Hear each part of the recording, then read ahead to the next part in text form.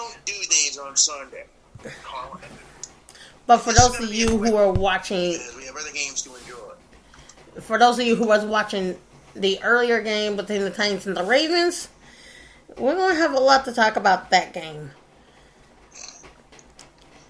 Yeah, we'll deal with that. Mm-hmm.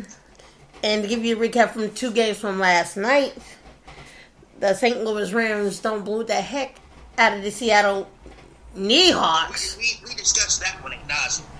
Of all the mental mistakes that was while the game was going on in real time. Yes.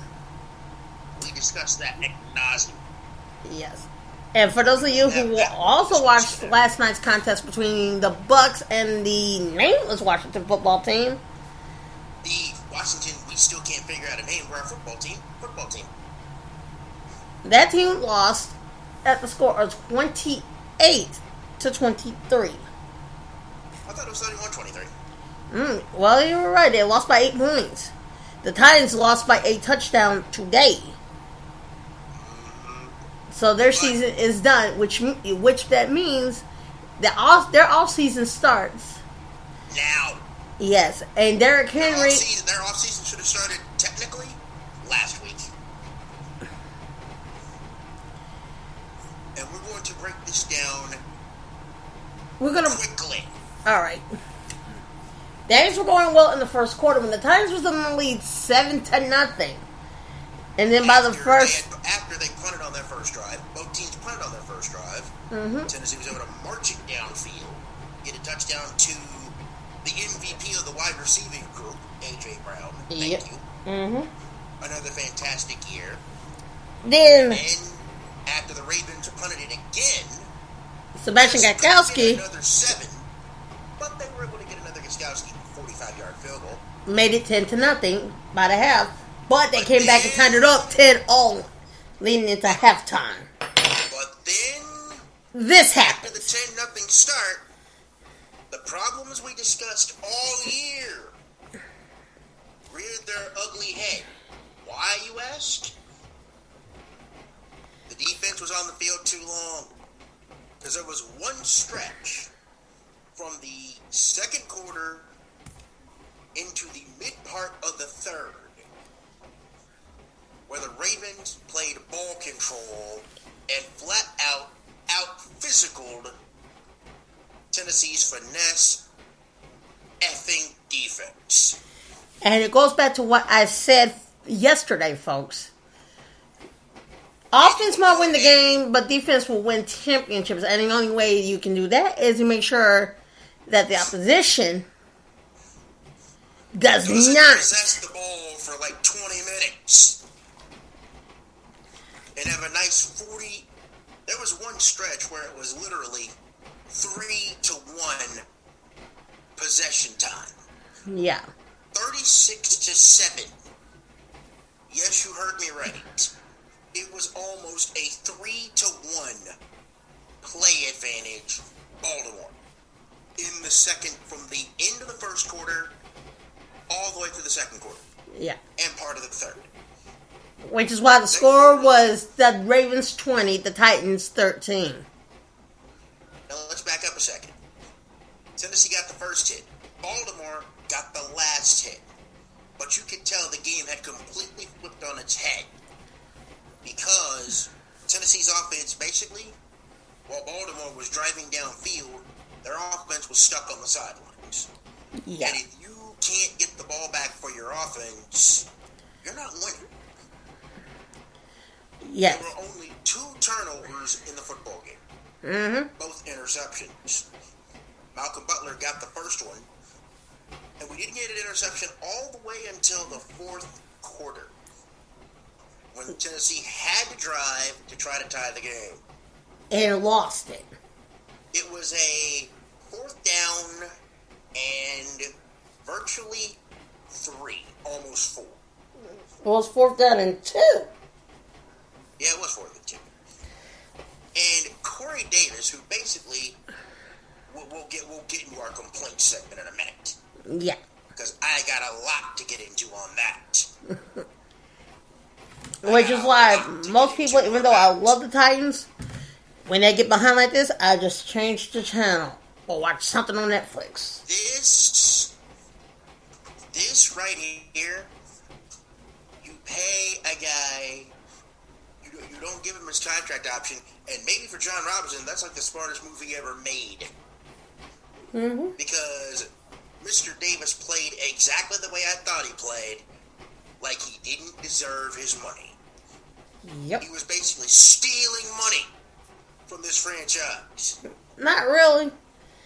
Please. I think his heart might have not been it. Back up. You tell me a kid that is 6'5", has leaping ability out of the gym. I'll stop you right there, because there was also a former Titan who was also about that height, and he wasn't particularly a football player at all. He was a basketball player from UT Chattanooga. That would be Justin freaking Hunter. Well, at least Justin Hunter, at least he was able to catch the ball. Yep. At least he was able to effing catch it. Yep. And one of the remember catches that I remember from Justin Hunter's career, the amazing behind the back catch behind Darius Slay's head when the Titans beat the Lions. But at least he could freaking catch it. Corey Davis got targeted twice today, and he didn't even catch one of them. And on the last play, Corey Davis limping to the sideline after he got his pride and dignity literally ripped out of his chest, limped back to the sideline. Poor Khalif Raymond, who's our punt returner, literally had to go into his spot, and bad Ryan Tannehill showed up again. Lord. He dropped a throw, and he threw it right to Marcus effing Peters, like he was the intended receiver on the damn route. Disgusting. Yep. In every sense of the word. Yep. Bad. But here's the thing. But we can make it say this. At least Vrabel still will have his head coaching job. Many of the other teams have gotten rid of their head coaches for being so completely terrible. It's not funny that it's comical. Well, at least you'll have that, but damn it! Get this fixed! Because this is BS! You can't have a 6'5", 240-pound wide receiver not even catch one effing ball. Not even be on the stat sheet. And all you see on his resume, TT, 2 targets, 0 catches. Yep. That's 4 times this season he has had 0 catches on his scorecard, on his stat line. But for Ryan Tannehill, his longest throw of the day was to... receiving duo in the league. Can't have that. Yeah. But Tannehill's longest throw of the day went to Anthony Ferkser. A 44-yard catch and run.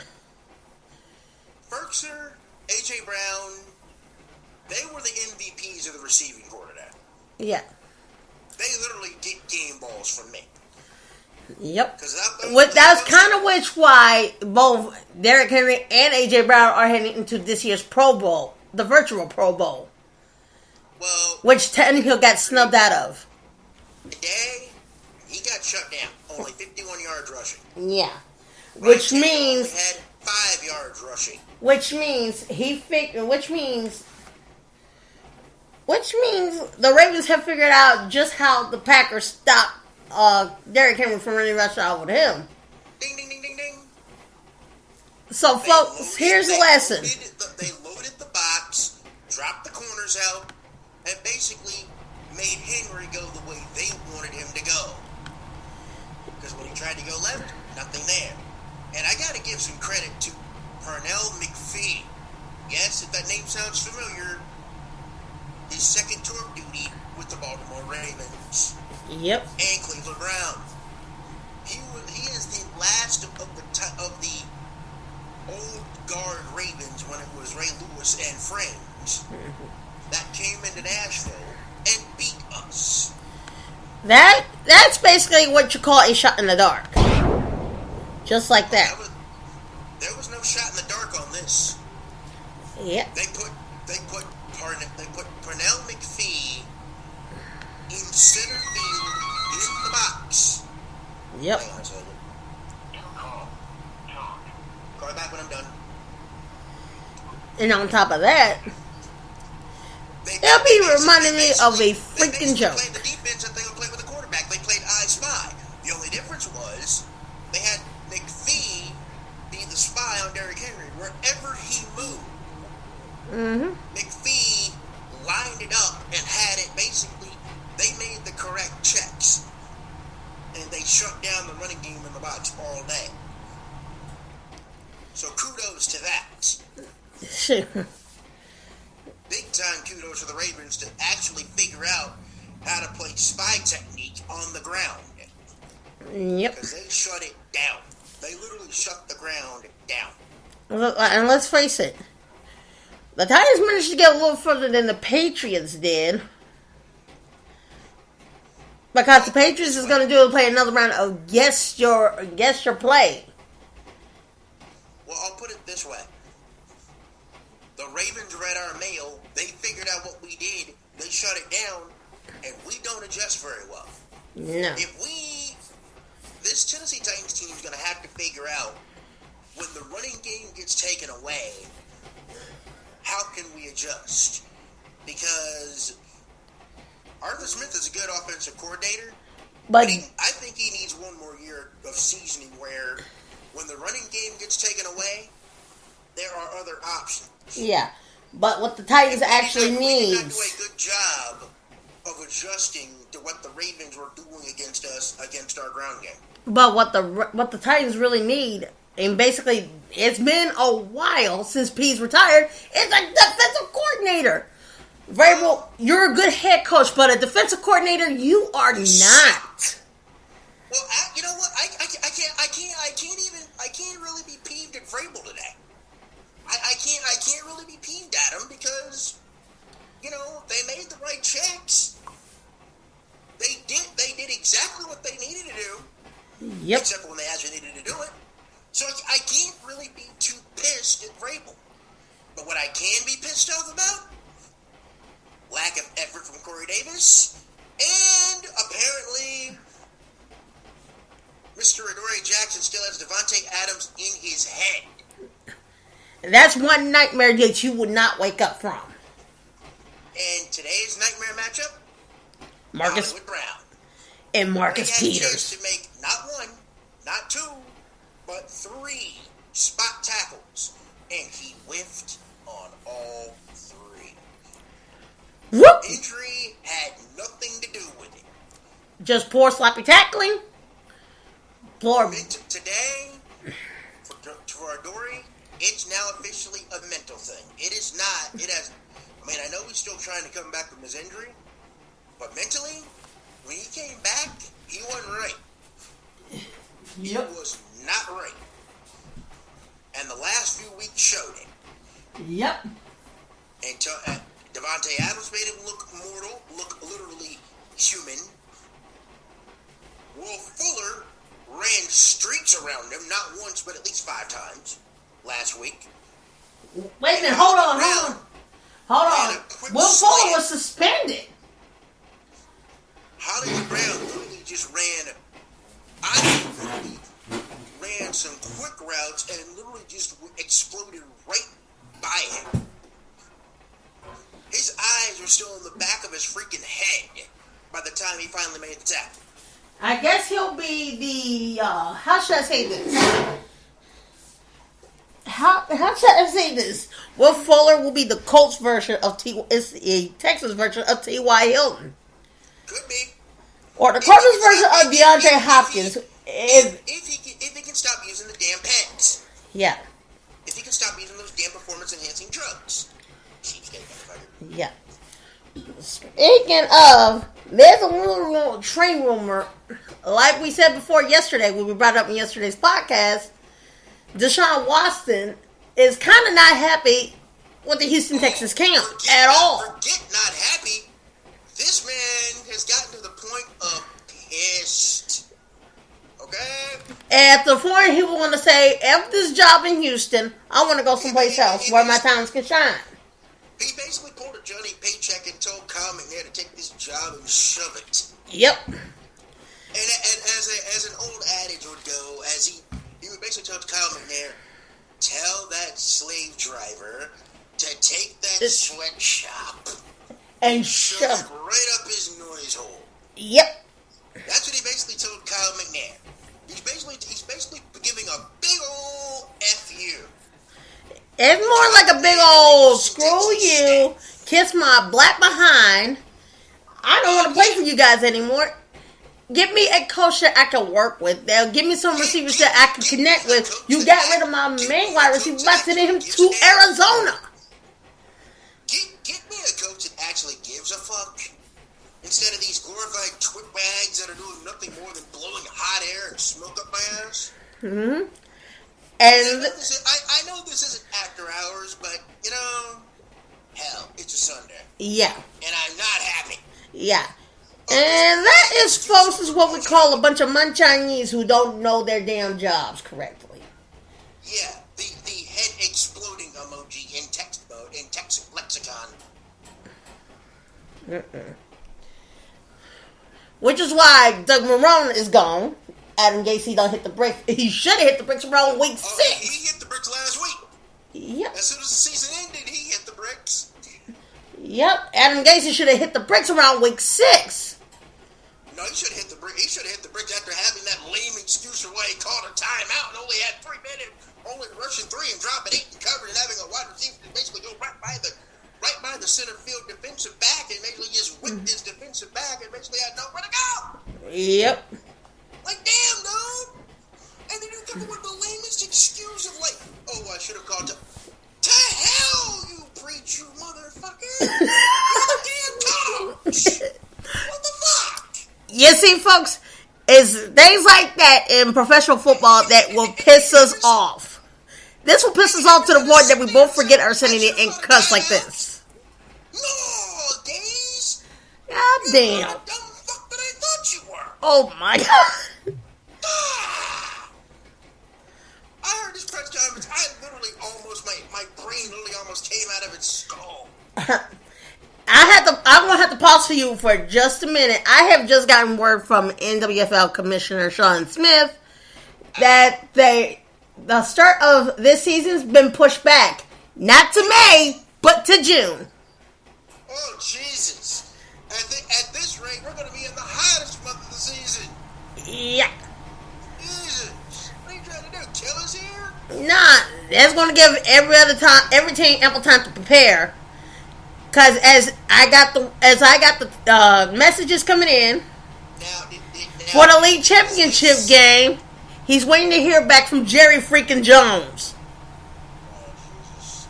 to use the Cowboys Stadium. Wait, you want the championship game at Jerry World? Yeah. What the fuck, man? Dude, do you know how much Jerry Jones would be demanding for that price? Yeah. Hell. I got the messages that they came in. No. Here's what you should do, okay? Have him get in touch with the Titans. Shit. We can solve this problem. And here's the reason why for the push for the start of June 5th. Because there's a couple of conflicts with the dates with a couple of teams. Yours truly in particular. Because he's asking me, do I want to do a May 21st game instead of playing the game instead of playing on Memorial Day? I said I have to talk it over with the others because as it is, my daughter graduates on that weekend. Wait, hold on. Which corner is this? This came from Sean Smith. This is what he asked me personally. Oh wow. So wait, one of our corners is graduating from college this weekend? No, my daughter, my equipment manager, is graduating from high school. Wow. May? In May. Oh wow. Yeah. Yeah, you do have an Yeah, which is why he pushed it to June. So, how is he going to... Now, that's going to still be 6 games plus the championship game. 6? Mm-hmm. Well, wait. If he's going to try to get some of these other teams, don't you think we kind of need to expand that season out a little bit? If we're going to try to get these other teams, try to make it balanced for everybody's traveling, get a easier close proximity. Yep. Which why Wichita Bandits has got a new head coach. Oh boy. Which I just found out a couple of weeks ago. His name is Max Switzer. I'm hoping that's not the same Switzer that's the son of Barry, but I don't think it is. It doesn't sound like it. And Jonas Schmidt, who's going to be the head coach for the Sioux City franchise coming in 2022. Sioux City? Yes, Sioux City, South Dakota. Oh, Jesus. Don't tell me we're going to make a long trip all the way to the Ice Bowl. I hope not. I don't want no damn buffaloes going to hit button in my asshole. What the fuck? Hey, folks, look, going to Jerry World is stretching it enough as it is. But to go to motherfucking South Dakota, which is in the middle of nowhere. No, which is in the middle of motorcycle week, which is the middle of motorcycle territory, which is the middle of that event they put on every year, that motorcycle jam thing or whatever they call it. Yeah. Oh, Jesus Christ. Yeah. On its way to Sturgis. Sioux City is about 20 miles away from Sturgis, South Dakota. Mm-hmm. So I've heard. Yeah. And the last thing I want to hear is buffaloes coming at my asshole and motorcycles coming through my goddamn ear. What the fuck? No. Josh, those ain't buffaloes, girl. Those are big old Harleys. There ain't no buffaloes out to go to there, girl, especially on that weekend. Those are some Harleys, alright? Yeah, but head up the tailpipe, let's get that straight. Yeah. Okay, please. No. Go! Playing in Jerry World is a damn stretch. I don't even like the truck-loving lunatic. Except for the only drawback when you may get a traffic stop. And you may get a damn citation for the damn cops up there. In the middle of fucking nowhere. In the middle of Cowtown, Moo, USA. In the middle of Bumfuck, USA. Thank you for the Beavis and Butthead reference. Yeah. Apparently somebody on this podcast watched way too much fucking MTV. Somebody may hit the ganja a little bit too much to suggest that. Yeah, that's it. Somebody, folks, as we tell you this, somebody on the other end has been smoking way too much ganja these days. Or, if I really wanted to watch MTV Celebrity Deathmatch, thank you. Or Idiot Savant, and they actually had cool TV on MTV before now they started to go to all that stupid teenage crap. Yeah. Yeah. And here's the thing, I want to make a couple of interesting analogies. Oh, please feel free. I want to take today's Titans-Ravens game, last night's Buccaneers-Washington game, and Rams-Seahawks game, and equivalent them to Friday Night SmackDown's clusterfuck of a show. A friend of mine, we were talking earlier, he asked me if I saw the Buffalo Indy Rumble, the game where they... There was a controversy. Yeah, I heard about that game, because there was a controversial call. I didn't see it. I saw that game. There was a controversial call that went into Indy's favor. And they still can't capitalize on shit. Can I break in here, please? Go ahead. The officiating in college football and professional football have sucked donkey nuts all year. Not even Samson and the jawbone of an ass make this up. And at this rate, I want to get the first ever Bag of Dicks award to the officials of that game from last night. And I'm going to give mine to Jerome Boger and the Jerome Boger and that BS call at the end of the first half. Yeah. When a 4th and 30, And then when the punt already left the punter's foot, then they decided to throw the flag and call it a defensive hold. And he said, and I quote, before the kick was away, offensive defense. Did he call that on Dory Jackson, or did he call that on Christian Fulton, who wasn't even on the field? He tried to call that on Fulton, who was not even on the field at all. That's what I thought. What the fuck? Shit. I'm like, damn, Christian Fulton wasn't even on the damn field. To all you professional referees in the NFL, Like, get your motherfucking heads out of your motherfucking ass. Do your motherfucking job correctly and make the right motherfucking calls, or you're gonna have to have the same motherfucking problems that you had years ago when you went on motherfucking strike and your motherfucking backup refs did your job. Another thing. Who the hell came up with the damn idea of the fucking all-star officiating crew? You've had the same crew all effing year. That will be Roger fucking Goodell. Hey, Raj, here's a suggestion for you. Stop the experiment because it's failing miserably. Jesus. Literally and figuratively. Otherwise, you're going to end up on another episode of Come On Man like you did by measuring the yardage of a football with a fucking postcard. Hell, Sarah Thomas, we didn't even hear a damn thing about her, and she did her damn job well yesterday. Yep. I believe she was the officiator on the which game was she on yesterday? Was she on Saturday? She was on Saturday's game because she was at the Seahawks-Rams game. That's what I thought. Yeah. She did her damn job. That's right. But here's the thing. She's a line judge. The ones with the white hats on the damn officiating refs. What the fuck? Give her the fucking white hat. At least she knows how to do her job. What the fuck, man? Now, I mean, seriously. At this point, I'm almost at the point of seeing a full-time women's officiating crew.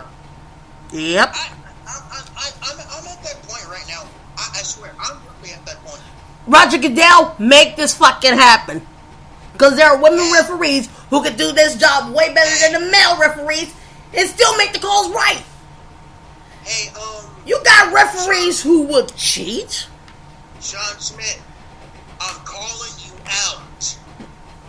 I am calling you out since I will be a part of this NWFL this year. Unless something strange happens and a job actually pops up. I am calling you to step it up and grow some balls and get a woman's officiating crew for these NWFL games. Please. Yeah. Please be the first league to have a full-time women's officiating crew. Yeah. I don't mind most of the guys because I know most of the guys that bust their tail in the officiating arena at the high school level. They're busting their tail. I get it. Yep. But it's time. I know some of the basketball officials that when I call games.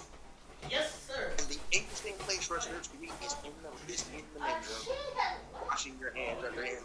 Oh my God, that's weird and awkward at the same time.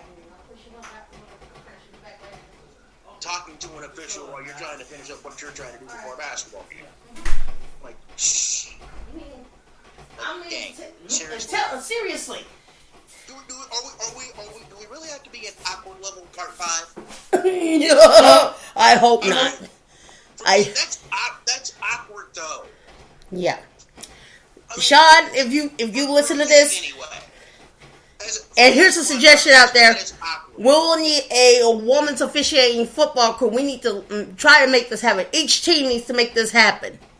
Michelle and Curtis of the Hippies, I'm calling you guys out too. I'm going to be on this train, and y'all better be on it with me, because this is going to be one good idea that's going to be popping. We need a female officiating crew from each team. Because if you watch the pro games like I did, you'll be disgusted. I listened to the pro games, and most of the officiating crews suck. I only point blank and just flat out say, they suck monkey nuts. Are flat, straight garbage.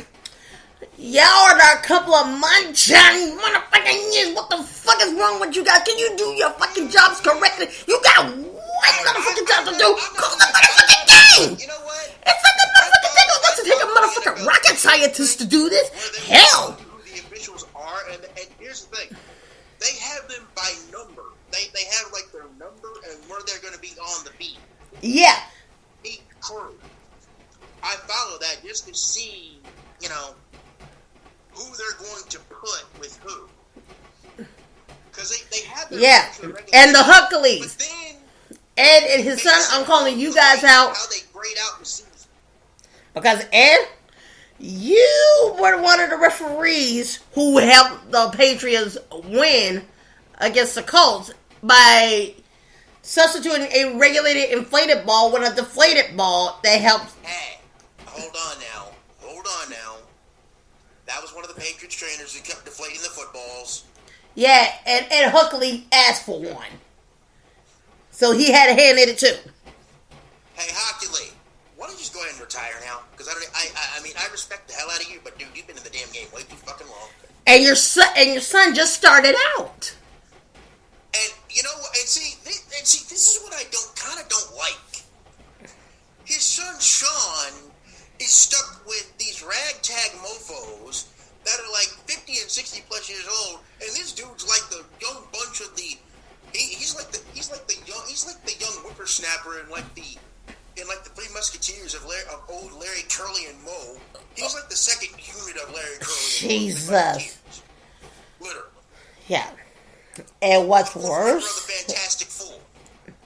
And what's worse? If y'all don't get your NFL refs, listen up. This whole season, and I know most of you are going to be not doing the Pro Bowl or the Super Bowl.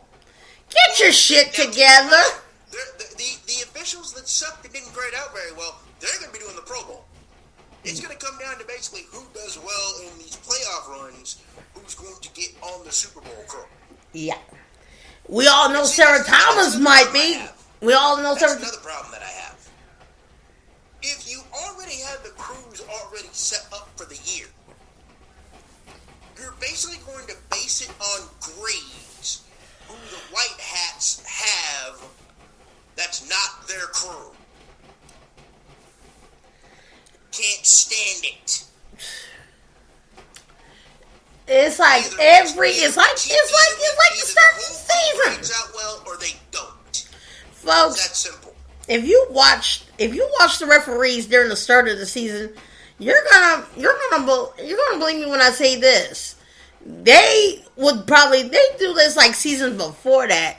Half of them are dumb as hell.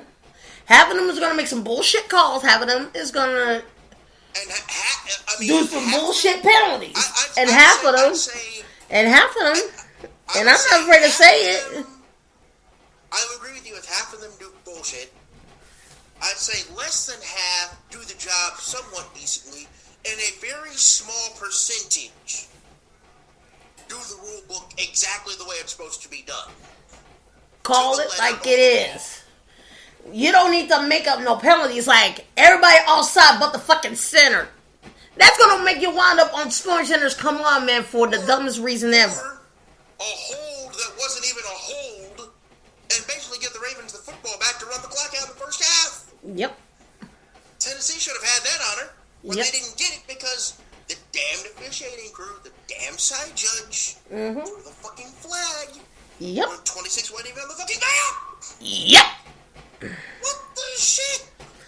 Now, was hurt anyway. And now, folks, if you're listening, this is what pisses us off right here.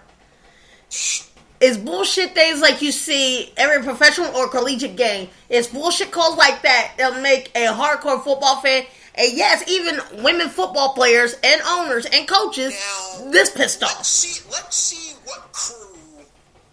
So I think I saw something from another play-by-play friend of mine that somebody from the state of West Virginia is going to get the opportunity to be on the national championship officiating crew for the game tomorrow night with Alabama and Ohio State. And that's the slobberknocker. Jalen Hurts, Jalen Hurts was a former Alabama Crimson Tide before he became an Oklahoma Sooner. Who actually could get the start next year in Philadelphia. Assuming his new head coach will give him the start. Because as it is... Hold on. Doug Peterson hasn't been fired yet. So. Yes, he has. What? He has been fired. Yes! He'd been fired 2.5 weeks ago. Wait.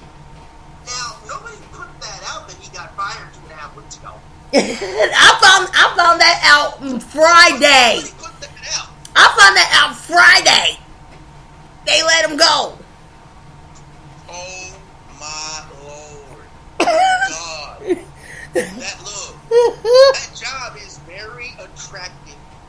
I could see a scenario where Bill O'Brien could go to Philadelphia. I swear I can see it. I swear. A whole bunch of retreads. Mm-hmm. Oh. Even Mike Nolan, the defense coordinator. Oh, no. And 9 times out of 10. And 9 times out of 10, somebody got Freddie Kitchens' job in Minnesota.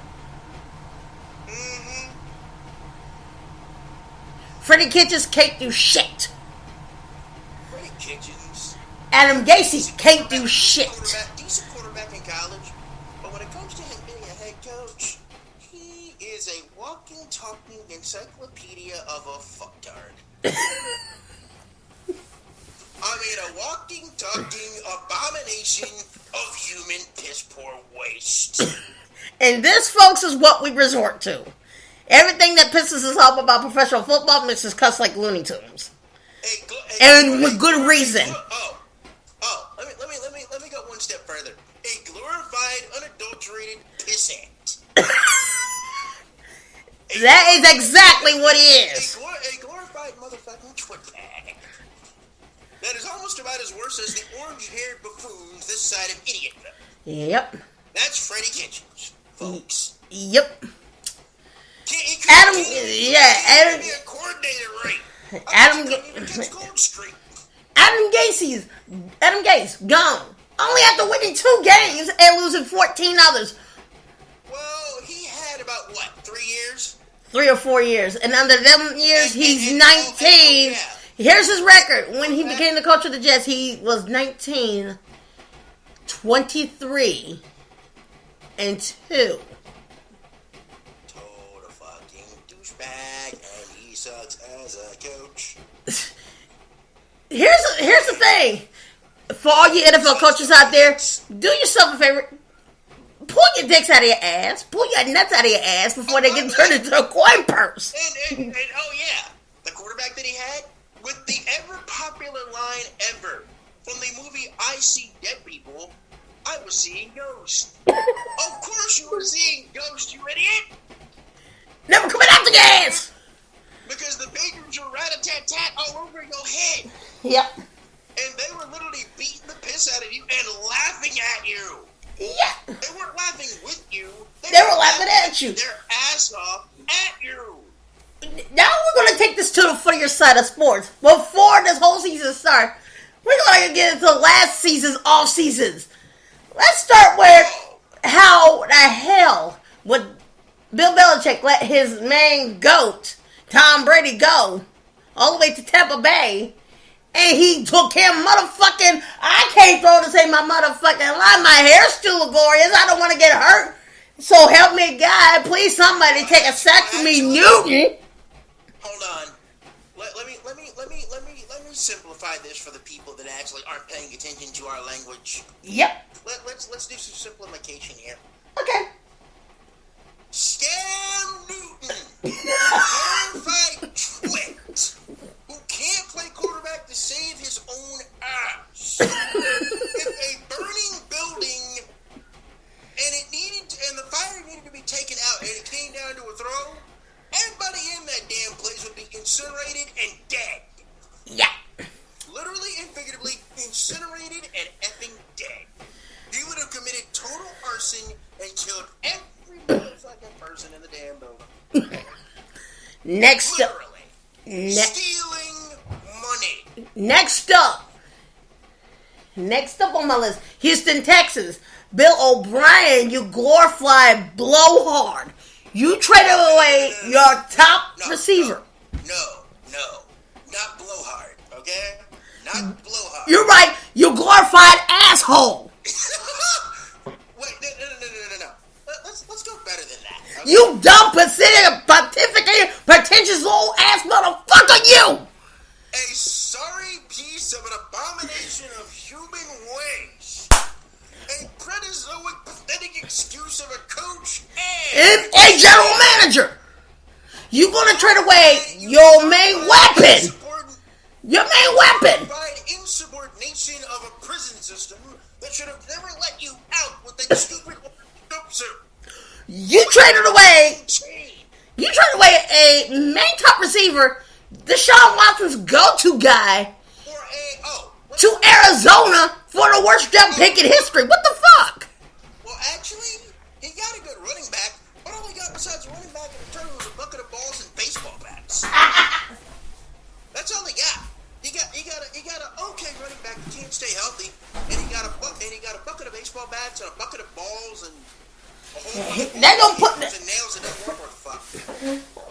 Let's face it, Bill O'Brien put his damn nuts in a vice and turned it into a fucking coin purse. No, he ain't got no fucking balls. He put his junk in a blender and hit pure. That's what he did. Then, Will fucking Fuller, you got your motherfucking ass suspended for doing steroids? Dude, don't you know it makes your dick shrink? He put his junk, his backside, and his head, and his brain in a fucking blender and just hit fucking puree. You're stupider than shit. And all it became was nothing more than a Bill O'Brien slushie. That's what it was. A Bill O'Brien slushie. Which nobody would order at Sonic's drink menu, not even for their own lives. LA Chargers. Oh. Anthony Lynn. Thank God you're gone. You made the worst coaching decision in history when you put a rookie in the fucking limelight. Do you mind if I take this one, please? Go right ahead. Anthony Lynn. You disgusting, overrated, pathetic excuse of a Rodney Dangerfield fraud. My God. You have your quarterback Tyrod Taylor get a shot in his to get whatever he was dealing with a rib, and it accidentally punctured his damn lung. And you put in a rookie. Well, that man could have died. And you have Justin Herbert, who did okay as a quarterback. I mean, he's going to win Rookie of the Year. But as for his play on the field, sucks. His decision-making was about as worse as Jennifer Lopez, Madonna, A-Fraud, and all the other twitbags that tried to date one another, and it all fell into a... Let's face it. That coaching decision is much like Beyonce's butt implants. No, breast implants. And J-Lo's ass implants. They're bound to pop sooner or later. Butt, backside, forehead, and Mike Tyson eating Evander Holyfield's ear like it was chicken. Yeah. Not once, but twice. Yep. Oh, who's next? Oh, I don't know. How about the Jacksonville Jaguars? Doug Marrone, you piece of shit. Thank God your motherfucking ass is gone because you can't cut yourself out of a fucking paper bag. Let me count the ways on how pathetic this season was. First, you get rid of Leonard Fournette. Number 2, quarterback can't stay healthy. And we find out, Gardner Minshew was a fraud. So then you have another running back in James Robinson, and then you get another quarterback that can't throw worth a crap either. Mike Glennon, another fucktard that won't get to getter. Yep. So then you go back to the fraud Gardner Minshew because the fans were clamoring. I mean, they were literally clamoring when the Titans were putting the beat down and going rat-a-tat-tat on Jacksonville's ass. Yeah. With Derrick Henry just basically running roughshod and basically ripping the Jags and backside, front side. And a new set of testicles. Ripping their heart out of their chest, and the Titans were like Shang Tsung just laughing all the way to the bank. Yep. The Las Vegas Raiders. Ho, ho, ho, ho, ho. Raven, Scorpion, Shang Tsung, that dude that had the ice thing where it would freeze you to death. Yeah. That'd be Sub-Zero. Who? Sub-Zero. Oh, yeah.